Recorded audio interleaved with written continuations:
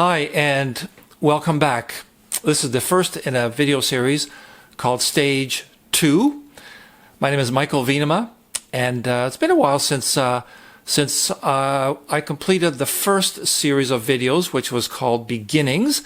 And Beginnings looks at the first 11 chapters, the opening pages, the first 11 chapters of the Bible, Genesis 1 through 11. And we're gonna move on from there today. So welcome back. I took a little bit of a break from recording, partly because we moved, and so you might notice that the studio space looks a little different, and that's because it is different. And we've moved into a great place, my wife and I. And I also paid a little bit of attention to my other YouTube channel over the summertime, and that's the channel 16 Minute Church. I hope you'll check it out if you haven't already. It has different kinds of videos from these talks, but I hope that they too will be very helpful to you. And please don't forget to subscribe and to like and to share and all that kind of good stuff with respect to both of these channels, the channel 16 Minute Church and the channel Michael Venema. So again, welcome, and thanks for joining in. So in the first 11 chapters of Genesis, I'm going to recap. I'm going to spend a couple minutes just recapping and then dive into our new material. So in the first 11 chapters, God shows up as the creator, unbelievably generous, powerful, making this very impressive creation, very impressive world. By the way, I've been taking a course on astronomy lately, just online, and it's just astounding what is out there. And so God's creation is just an incredible place, full of power and energy and, you would say, glory, I think. And then, then this planet Earth, God has given it to the human race in the first chapter. God gives us His creation as our home. So this world, with all of its abundance, all of its potential, God gives it to us. So God emerges as incredibly generous as well as powerful. However, quite early on, around page 2 of the Bible, we discover that human beings from the beginning have partnered with an evil, with a satanic personality who persuades the first humans that God is not trustworthy. This personality shows up in the Bible as a talking snake, and it engages in some character assassination against God. So the first humans buy into that, and they are persuaded to disobey the one command that God had given them. By chapter 9, 10, 11, the judgment of God against us for our wars and our abuses, which are the result of our partnering with evil. The judgment of God against all of these things is revealed in the story of the flood, where God starts over, so to speak, but with just now one family, Noah and his family. So God starts over, and he promises, though, to this time keep the world going, all the seasons. So now the world is kept going as our home, as a source of blessing, but also now as the stage for God's redemption that He is going to put into play. Then the leaders of the people want to keep all the people together in order to establish a great reputation and in order to establish themselves as powerful. So this has kind of totalitarian overtones. Anyway, God scatters the people. How? Kind of cleverly, you might say, not by directly doing something destructive to the leaders, but by ensuring the rise of cultures and languages, so that the people don't all agree with each other. They go their own separate ways. So the people are scattered across the planet. Well, that brings us to the end of what I call beginnings, and now we're going to get into the new material in what I call stage 2. So just a word about those two titles, Beginnings and Stage 2. It might suggest to you that there's a break in the material as you find it in the Bible. But that's not really the case. When you read it, you discover that the story is seamless. That we're going to get into the story of Abraham, and that Abraham has an ancestry, and it connects with all of the family trees and the ancestors that are all named back there in the earlier pages of the Bible. So Abraham's story emerges as a continuation of things that have already happened and families that have already been in place.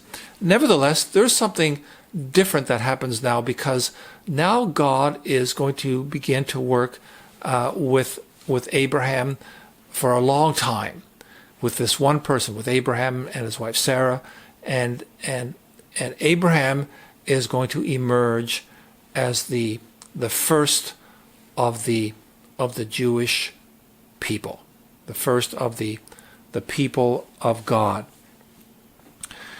So there's a little bit of a transition between the earlier material and God working with Abraham specifically, and that transition is just a few verses, but we learn of the family tree of Terah, Abraham's father. And 3 children of Terah are identified: Abraham, Nahor, and Haran. And it's interesting because they live in Ur of the Chaldeans, as it's called in the Bible. Now, there is an archaeological dig in what archaeologists have identified as Ur. And so we know that Ur was a developed community, a developed city. They, of course, had agriculture, different crafts. I forget how much metal work they did, but there would have been tools and culture and arts and so forth, and a developed religion, because archaeologists have discovered that the main god, if I remember correctly, was the moon god.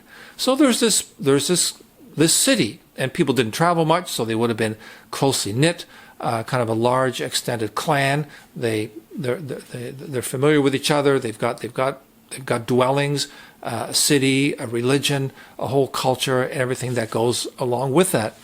But Terah, it seems, is kind of restless for something more, and he takes his family, Abram, Nahor, and Haran, and their families, and he moves out. And his destination is Canaan. Now, we're going to get back to Canaan in just a couple minutes.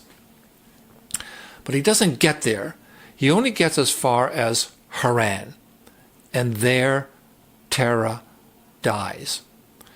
So, Terah's on the move, doesn't get to his destination, settles and dies sort of halfway, or I don't know how far along it was, but part of the way to Canaan. Now, this is where God speaks to Abram for the first time. And he says to him, "Leave your country, your family, and your father's home for a land that I'm going to show you." So this is a very interesting sentence, because it brings to the fore this notion that God calls Abram to travel, to leave his, I think, somewhat comfortable situation and move to a place that's kind of unknown. His father wanted to go there. How much did he know about it? I don't know. But he says, God says to Abram, now you continue on that journey that your father started you on. And I want you to leave your country, your family, and your father's home. So these are the familiar things to Abram. And God tells him to move out. This is something that happens to God's people quite often. The Jewish people are a traveling people. Christians are again called to be traveling people sometimes. Sometimes it means traveling geographically. Sometimes it means travel in the sense of changing one's life. We're on a journey through life. Things aren't just, great and we remain the way we are, but we're on the move, both inwardly and sometimes outwardly. So this idea that God's people are a moving people, this is something to hang on to, because it will come through time and time again throughout the story of God's people in the Bible. And also, God is calling upon Abraham to step out into the unknown with God. So there's a faith element there. It's not a blind faith, because God is speaking to Abraham, and God also has a persuasive argument for Abraham. We're going to get to that pretty much right now. So just on this one concept of blind faith, sometimes people talk as if being a follower of God is blind faith. That is not true. Blind faith is never recommended in the Bible. It's always God working with us, persuading his people, and then God's people also persuading other people. Hey, this is what we saw. This is what we heard. This is what God has done. Here's the evidence, so to speak. Come on and join us. So anyway, God has something to say to Abraham. He says to him, and I wonder, if these words were kind of like gold to Abram, because he says to Abram, I'm going to make you a great nation. I'm going to bless you. You will be famous, and you will be a blessing. I'll bless those who bless you, and I'll curse those who curse you. I'll get to that in a second. And all the families of the earth will be blessed through you. So God announces to Abraham that he's got this stunning future ahead for him. Now, this is very interesting, because Abraham doesn't even have one child yet, and yet somehow he's going to, God says, I'll make you into a great nation. So there's that very tantalizing promise. And also, God directs Abraham to Canaan, which Abraham has some history with, in the sense that his father wanted to go there. So there's kind of this sense, okay, there's a solid place, Abraham, that I want you to. So you'll have land, you'll become a great nation, and also that all the families of the earth will be blessed through you, Abram. So in other words, through Abraham's descendants. So this is a very powerful promise that God gives to Abraham.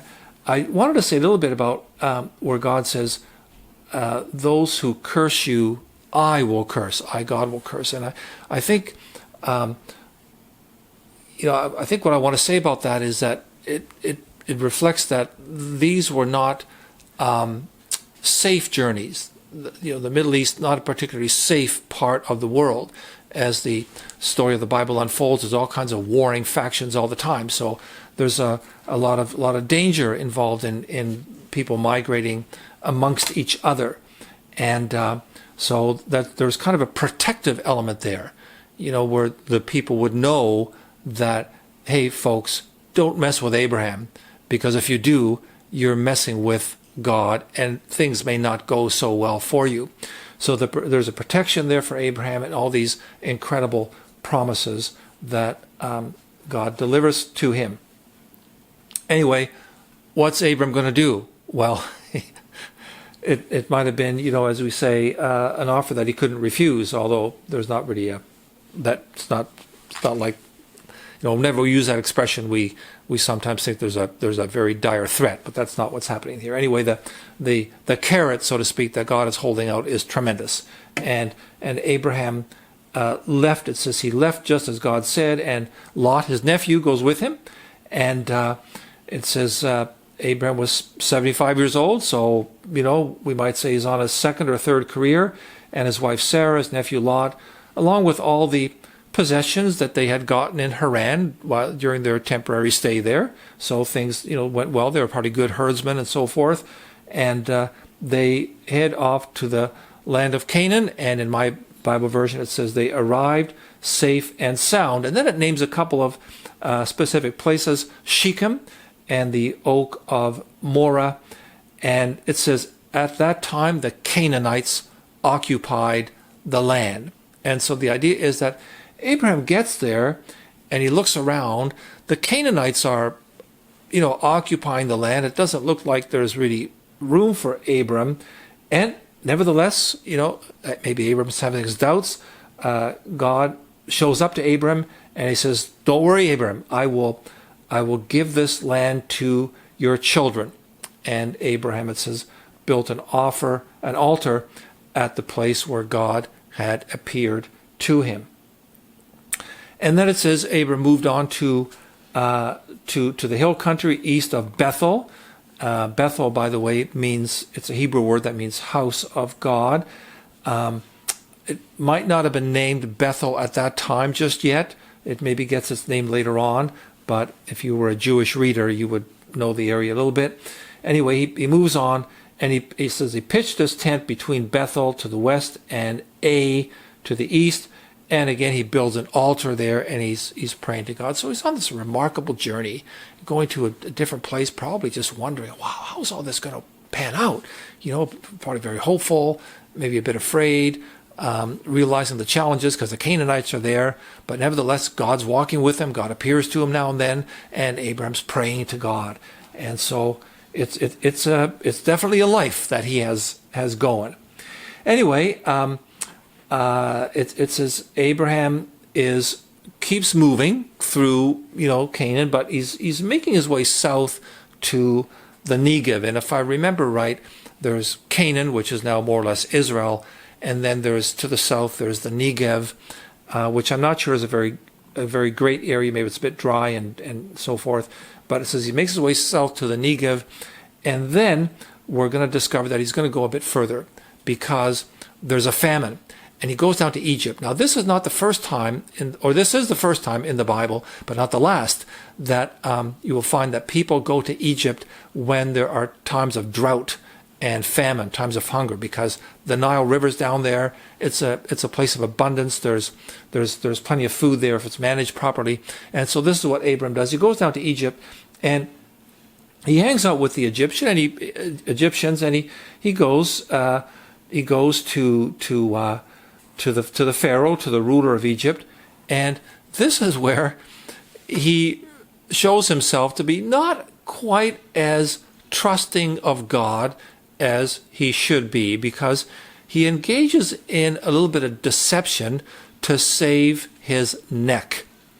Because he goes to Pharaoh in order to get food, so it's a survival thing. He's got to go and get some food, but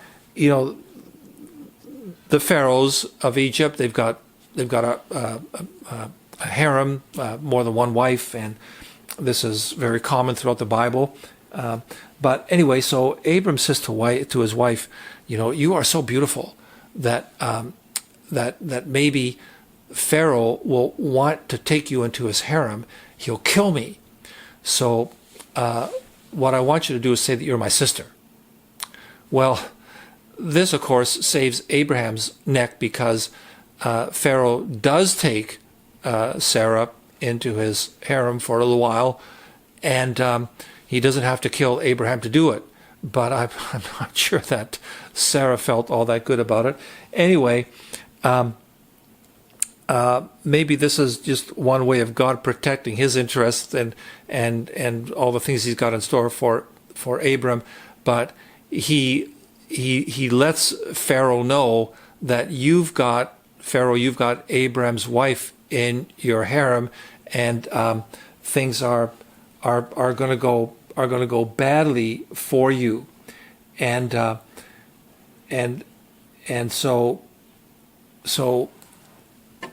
so Pharaoh is angered by this, and he says to Abram, "Hey, what's going on here? Why didn't you tell me that she was your wife? Now I've taken her into my harem, and now your God is angry with me, and I could be in for it. So take your wife back and get out of town." So Pharaoh kicks him out of Egypt. I don't know if Abram had a hard time getting enough food to survive for the next little while, but he obviously did survive. But this is an interesting story because it reveals that Abraham, even though he's chosen by God for this, as to go on a remarkable journey with God and to be the first of God's chosen people, so to speak, the first of the people who really knows and has faith in God. Even though Abraham is this remarkable in this way, his character is not all that great, and he ends up getting booted out, out of his host's digs. So it's interesting because there are no holy families in the Bible. God works with ordinary people. And Abraham has a remarkable role, but he's as human as the rest of us. And this is kind of neat to know, because it kind of reveals that God is working with ordinary people like me and you. He's doing remarkable things, but he's got a place for us, even if we're deeply flawed.